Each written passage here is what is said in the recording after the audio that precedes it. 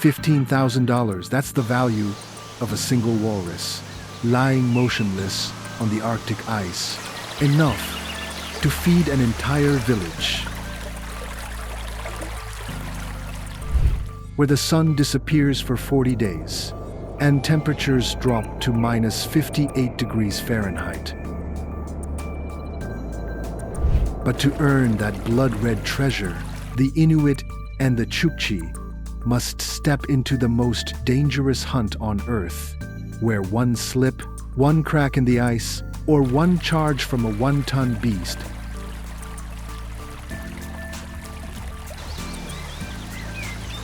can end everything in an instant. In their language, walrus means a gift from the ocean, meat for eating, fat for lighting, skin for crafting, tusks for trading. For Arctic families,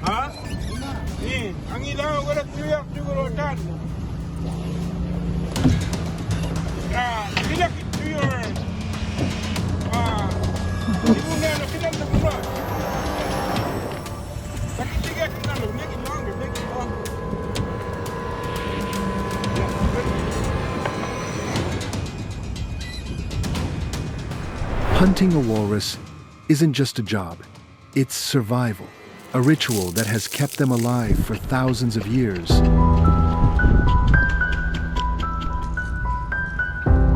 But to the rest of the world, watching tons of meat carved on ice looks like a brutal crime against nature. Conservationists warn that walruses are dwindling their icy homes, melting away.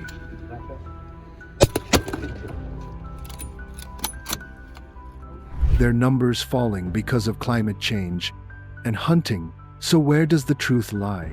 Are walruses still a sacred source of life, or victims of greed and the black market for ivory? Butchering a $15,000 walrus on Arctic ice. The deadly hunt that feeds a town. At the far edge of the Arctic, fragile wooden boats slice through the freezing sea. The wind howls, the waves crash, the ice groans and cracks beneath their feet. Ahead, the massive shadow of a full-grown walrus rises through the mist, a living mountain of muscle and tusk. The Arctic Ocean is bone-chilling cold. The temperature hovers just above freezing. If someone falls in, they have less than 5 minutes before their body goes numb and life fades away. Then, a shout breaks through the storm. Now, a spear cuts through the wind, slamming deep into the giant's hide.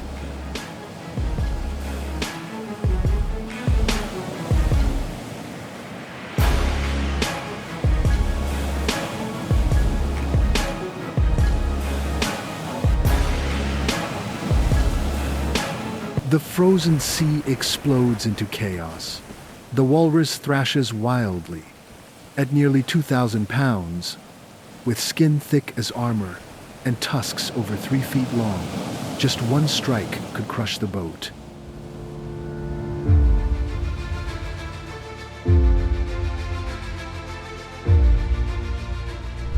But the old hunter stands firm, gripping his spear, waiting for the beast to surface again, to breathe.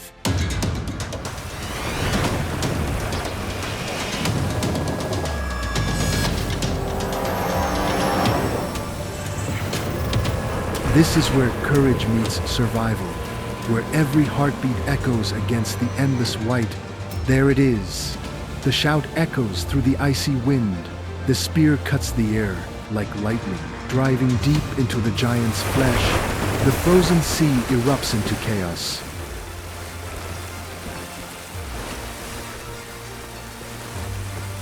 The walrus lets out a roar so loud it shakes the air. It thrashes violently, sending waves towering high enough to swallow the tiny boat.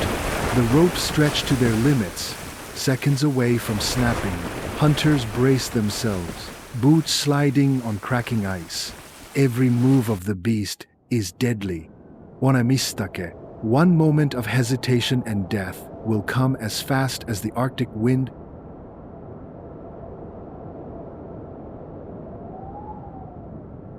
They shout, keeping the blood flowing, keeping life in motion. No one can afford to wait. In this frozen hell, every minute counts. If the carcass freezes solid, the treasure turns to ice, worthless and gone. The hunters move fast. The work begins immediately. Under the dim gray sky, sharp steel glints. The sound of metal slicing through armor-thick hide fills the air. Each strike reveals layers of ivory-white fat beneath the tough brown skin. The rhythm of survival steel.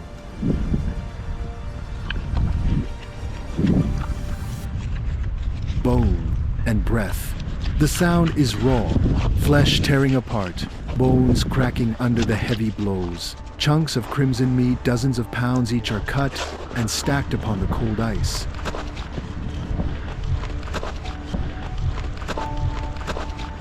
Steam rises from the fresh kill, mixing with the smell of blood, salt, and sea.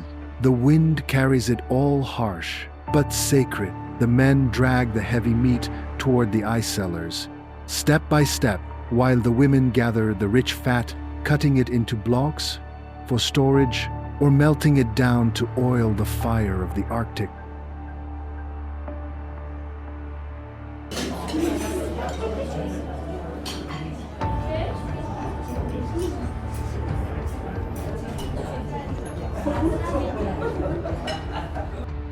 Outside, the children stand wide-eyed, their breath visible in the cold air, watching every move. Not just a task, but a lesson, their first understanding of what survival means here.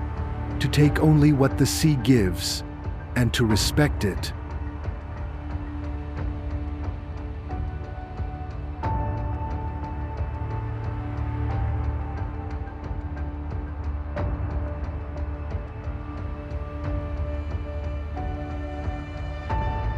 On the ice, the white tusk, over 3 feet long, stands upright like a monument, a symbol of victory and of life reclaimed from death.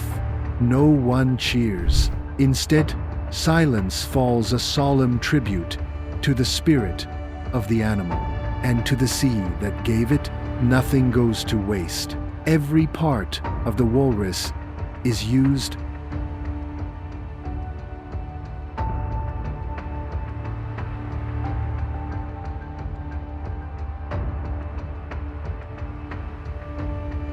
Meat for food, fat for heat, skin for tools, bones for carving, even in death. It continues to give life. In their language, the walrus is not prey.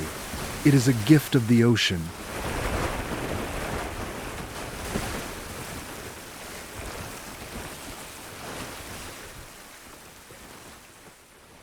Children grow up tasting its meat.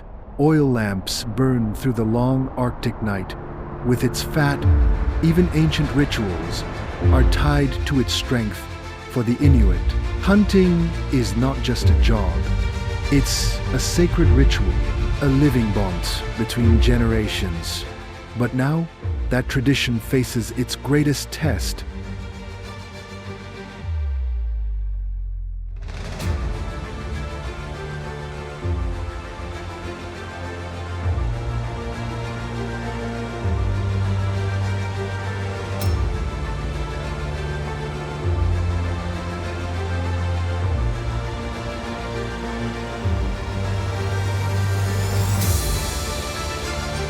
The Arctic ice is melting twice as fast as scientists predicted. Resting grounds vanish. Herds grow smaller. Yet, even as the numbers fall, the demand for ivory continues, fueled by greed, collectors, and the shadows of the black market. And the hunters of the north are caught in between survival and extinction.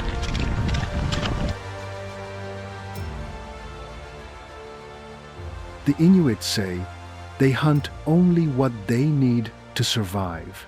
But conservation organizations warn if this continues, the walrus could vanish from the earth forever. Two sides, one truth buried beneath the ice.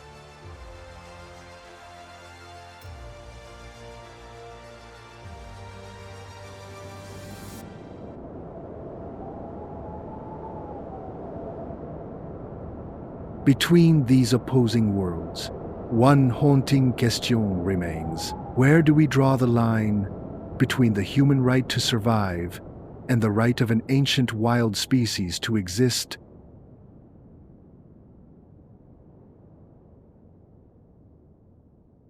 The Arctic sun sinks slowly beyond the horizon, painting the ice in shades of crimson. Walrus tusks stand upright like frozen monuments, trophies, and at the same time, symbols of a fragile exchange between life and death, between mankind and nature. And the question lingers in the cold air: are we witnessing a living tradition of survival continuing through the ages, or the final toll of a civilization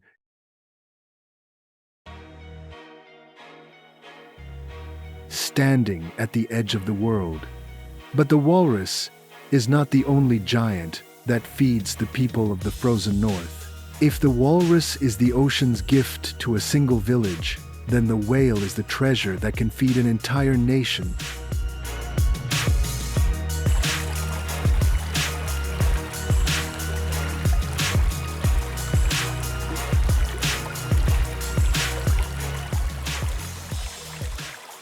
$100,000. That's the value of a full-grown whale, a behemoth of the deep, both a giver of life and a symbol of controversy. For Arctic coastal communities, it means food, warmth, and survival for the rest of the world. It means outrage, an unforgivable act against nature. To the Inuit, whales are the spirits of the sea. Their meat helps them endure the endless winter. Their fat becomes oil burning bright to warm the huts. Their massive bones form the frames of their homes. Their skin and tendons are shaped into tools for the hunt. But out here, in a land without supermarkets, without fields, where the cold can kill a person in less than 5 minutes, those who judge from afar forget one simple truth. Moral debates don't fill empty stomachs. Ideals don't keep children warm. Here, every throw of a harpoon isn't about greed. It's a matter of survival.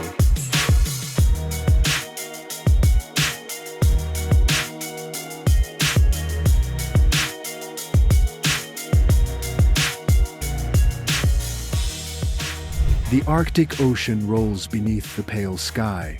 On small, fragile woodeboats, Inuit hunters follow the shadow of a humpback whale, a living mountain, moving through the freezing mist, weighing more than 40 tons, stretching over 50 feet long. Each swing of its tail could splinter the boat like driftwood.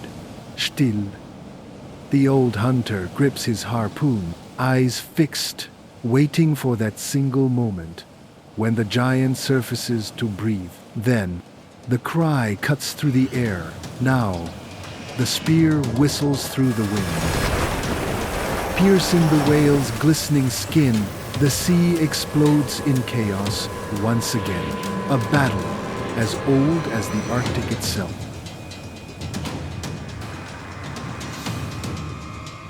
The sea explodes into chaos. Once again, the giant whale thrashes violently, its massive tail carving walls of water into the freezing air. The waves rise like moving cliffs, crashing against the trembling boat. The ropes pull tight, screaming under the strain.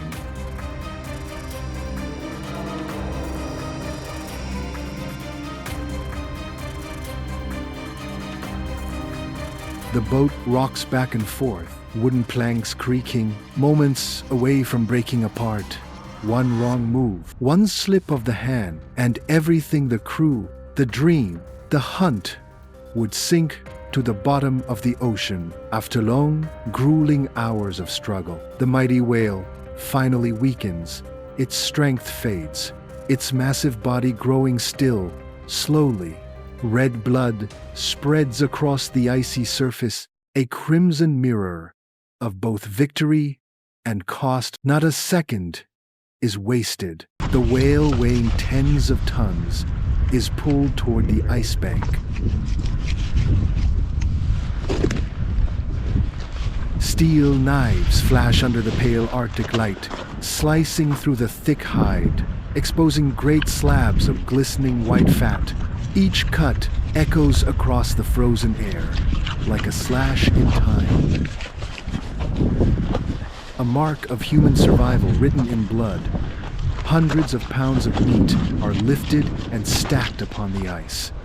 The fat is drained, collected carefully, soon to become oil, the fire that will keep the village alive through endless nights of darkness. Soon, the entire community gathers. Men divide the meat with quiet precision. Women collect and process the fat. Children stand at the edge of the crowd, watching in silence, relearning the ritual their ancestors have practiced for 1,000 years. Every part of the whale is used, nothing is wasted. From flesh to fat, from bone to tendon, each piece serves a purpose in the cycle of Arctic life.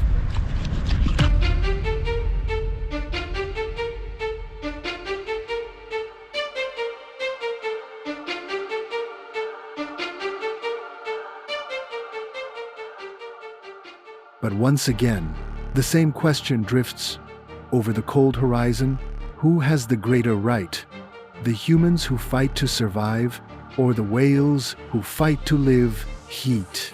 Heat, the hunters shout, a cry that echoes through generations.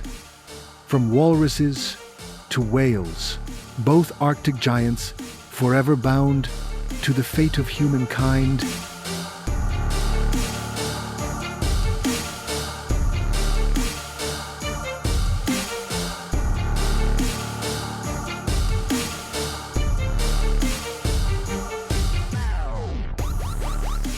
In the frozen wilderness, a single walrus can feed an entire village.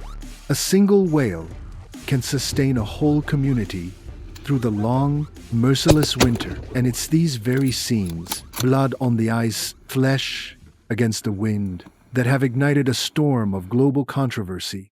For the Inuit, this is heritage, a cultural right, a sacred rhythm of survival. But for much of the world, it's seen as cruelty, as the face of extinction. And so the question remains, suspended in the Arctic air, are we witnessing an ancient tradition enduring against all odds? Or hearing the final bell, marking the disappearance of the giants at the end of the earth? Only the wind, the sea, and the ice know the answer, and they remain silent.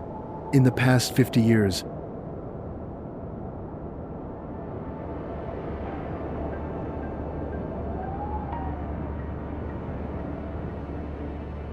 the Arctic has lost more than 75% of its summer sea ice. For walruses, that means the ice floes once their resting platforms have vanished. Now, they're forced to swim farther and dive deeper for food, while mothers struggle to protect their calves on shrinking slabs of melting ice in Alaska's Chukchi Sea. Satellite data from the National Oceanic and Atmospheric Administration shows walrus herds crowding the shoreline by the tens of thousands, a desperate migration never seen before the 2000s. When startled, hundreds rush toward the water at once, crushing the young beneath them, a tragic consequence of a changing world. Whales, too, are not spared. Commercial whaling may have been banned since 1986.